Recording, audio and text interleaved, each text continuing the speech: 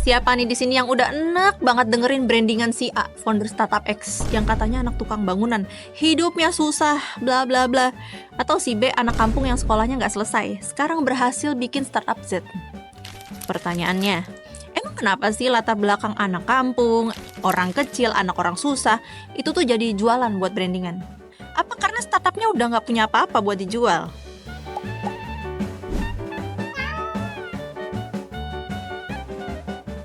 Kenapa sih branding Wong Cilik tuh laku banget di tengah dunia fana yang penuh dengan kemewahan ini?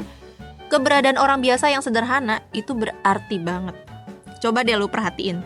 Biasanya nih kalau musim pemilu tiba, kan banyak tuh yang tiba-tiba ngebut banget jadi pejabat. Terus tiba-tiba juga dia jadi sering pakai baju batik murah, belusukan ke pasar, foto di sawah, nyelam sungai. Terus ngomong kayak, saya ini cuma anak petani biasa, wong cilik dari desa kecil. Serius ente? Kok pas mau jadi pejabat aja baru inget kampung halaman? Atau gini deh, headline-headline media yang biasa berbunyi, Bapak Yongki anak kampung yang berhasil mendirikan startup aquaculture. Jadi ini tuh ternyata ada kaitannya sama psikologi sosial. Menurut Irving Goffman, ahli sosiologi, setiap orang itu kayak main drama di panggung kehidupan. Istilahnya dramaturgi. Nggak percaya? Jadi kalau misalnya lu udah ngerasa kayak figuran di sinetron-sinetron tuh yang sering diganti-ganti, ya mungkin emang lu lagi main drama di hidup lu sendiri. Tapi yang menarik, Goffman juga bilang, kita tuh selalu berusaha menunjukkan peran kita dalam hidup ini. Dan untuk orang-orang biasa kayak kita, kadang peran ini malah jadi kunci untuk naikin popularitas. Kita coba ambil contoh Jokowi deh. Mantan presiden kita ini, meskipun udah berkuasa 10 tahun di Indonesia, tetap aja laku sama citra wong ciliknya. Dulu beliau kan hidupnya biasa aja ya, dari orang yang biasa gitu. Jadi pas beliau udah naik jadi presiden, kadang suka bilang, saya tuh dulu dagang kayu, jualan mebel, jadi saya paham banget yang namanya hidup susah. Itu pencitraannya sukses loh. Buktinya kepilih 2 periode. Terus ada lagi nih, Mas Gibran, anaknya Pak D. Jokowi yang sekarang udah berhasil jadi suksesor bapaknya. Tapi dia tetap pakai citra wong cilik. Katanya, gue juga tahu rasanya jadi rakyat biasa kok. Padahal udah tinggal di istana dan tiap minggu udah ketemu sama orang-orang gede. Tapi ya ginilah, namanya juga politik.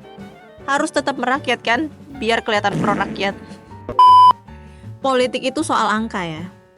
Dan jelas kalau mayoritas pemilih di Indonesia berasal dari kelas menengah bawah, kelas pekerja, petani, nelayan, buruh, dan masyarakat urban informal. Makanya image dekat dengan rakyat itu bukan sekedar gimmick, tapi strategi menjual diri yang efektif. Kalau lu sering ketemu sama yang begitu, tapi nggak lama kena kasus korupsi, ya jangan heran. Karena pencitraan itu bukan cuma konten, itu investasi elektoral. Analis komunikasi politik Henry Satrio mengatakan seluruh tokoh yang ingin mencalonkan diri sebagai presiden, dalam konteks ini pada pemilu 2029, harus memiliki investasi elektoral sebagai senjata utama untuk bertarung melawan banyak kandidat. Artinya dia harus cukup dikenal secara popularitas. Caranya bisa banyak, bisa melalui program kerja, komunikasi publik, maupun kegiatan sosial yang mampu menarik perhatian masyarakat. Tapi ada satu kan yang gampang dan murah, yakni pencitraan. Image merakyat ini juga jadi alat untuk menyeberang dari citra elit ke citra teman seperjuangan. Misalnya nih, orang dari keluarga pejabat, mantan pengusaha sukses, lulusan luar negeri, atau pokoknya orang kaya raya lah. Bisa aja dia bakal membangun image dengan tampil sederhana. Gampang aja tinggal naik sepeda. Atau bilang aja, saya juga pernah susah. Dengan begitu mereka bisa kabur dari label orang kaya yang gak tahu penderitaan rakyat. Ini kan licik. Tapi gak bisa gue pungkiri, cara ini memang efektif. Branding merakyat seringkali dipakai buat membangun asumsi moral. Kayak, kalau dia deket dengan rakyat, sederhana hidupnya, rajin sholat di musola kampung, ya masa sih dia korupsi? Padahal sejarah sendiri udah mencatat kesederhanaan simbolik nggak menjamin integritas etik. Manusia cenderung pakai jalan pintas berpikir, alias heuristik. Kalau seseorang tampil sederhana, otak kita langsung mikir, oh, pasti jujur. Kalau dia sering turun ke jalan, ketemu rakyat, kita juga mikir, dia pasti peduli nih. Ini disebut representativeness heuristik. Kita nilai moral atau karakter seseorang berdasarkan tampilan luarnya. Lalu muncullah halo effect. Satu sifat positif, misalnya dekat dengan rakyat gitu, bikin kita menganggap dia juga punya sifat positif lain. Jujur, pekerja keras, apalagi anti korupsi. Padahal belum tentu. Koruptor itu nggak punya seragam guys, nyaru, nggak kelihatan, kayak bunglon. Mereka beradaptasi dengan tempat. Rakyat paling demen tuh kisah dari bawah ke atas, semacam narasi underdog jadi pemimpin yang sukses dari nol pokoknya. Nah ini nih, branding merakyat yang kayak gini nih cocok banget sama karakter warga kita yang katanya demen orang sederhana. Dalam psikologi sosial, orang lebih suka dan percaya pada mereka yang mirip dengan dirinya. Teori ini disebut interpersonal attraction dalam ilmu psikologi sosial yang dikemukakan Don Byrne pada tahun 1971. Ketika individu lebih mirip kepada orang lain, semakin besar kemungkinan dia untuk tertarik. Gampangnya kalau calon pejabat terlihat seperti kita, penampilannya sederhana, makan nasi bungkus, nongkrong di pos ronda, orang akan mikir, wah, dia nih orang kita, rakyat biasa sama seperti kita. Dia pasti ngerti penderitaan kita. Ini memperkuat identifikasi sosial. Rakyat merasa mereka dan si calon adalah satu kelompok, in group, bukan lawan atau out group. Akibatnya lebih besar kemungkinan mereka memberi dukungan. Pokoknya makin dramatis kisahnya, makin kuat efek emosionalnya. Padahal kadang ceritanya paling cuma dipoles buat kampanye. Soalnya biaya yang dikeluarin buat branding wong cilik nih murah, tapi yang didapetin signifikan. Gampang banget, tinggal cium aja nenek-nenek gak tahu siapa, cium tangan sambil pakai kaos oblong di pinggir sawah sambil makan gorengan, terus ngobrol pakai bahasa lokal seakan-akan tempat itu kampung halaman dia yang membesarkan dia. Padahal setelah lulus SD udah pindah ke kota gara-gara bapaknya udah jadi pejabat.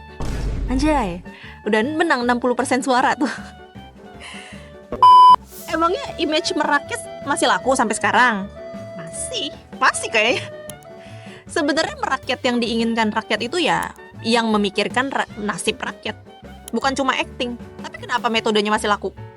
Ya because it works. Warga kita tuh sebagian besar masih banyak yang buta politik dan belum bisa menilai politik secara garis besar. Kebanyakan nggak terlalu peduli sama visi misi dan kebijakan jangka panjang. Mereka mah taunya yang bagi sembako, yang turun ke jalan, dengerin mereka gitu. Itulah yang dianggap peduli.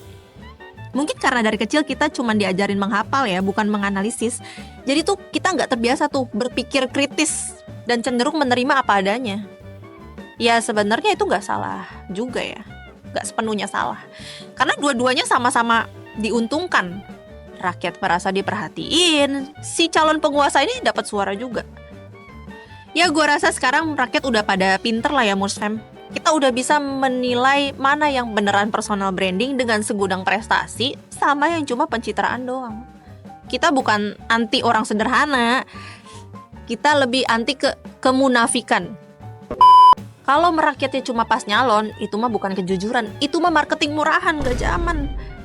Buat kalian yang pengen nyalon ya, jangan lupa latihan dulu. Gaya duduk di bangku plastik, ngopi di pos ronda, latihan motong kambing dulu, latihan bajak sawah, latihan giling padi dulu, ngeruk sampah di kali. Sampai latihan nangis, jangan lupa. Siapa tahu viral duluan sebelum visi misi keluar. Lumayan, udah nabung image biar nggak dibilang mendadak pencitraan.